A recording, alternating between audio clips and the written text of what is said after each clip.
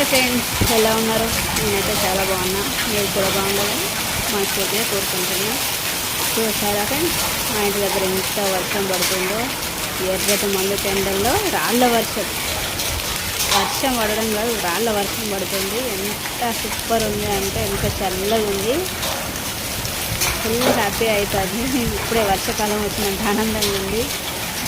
ఎర్ర టెండల్లో ఇంత వర్షం ఎంత బాగుందో ఫ్రెండ్స్. చూడండి మీరు, ఇన్ని రాళ్ళు పడుతున్నాయో.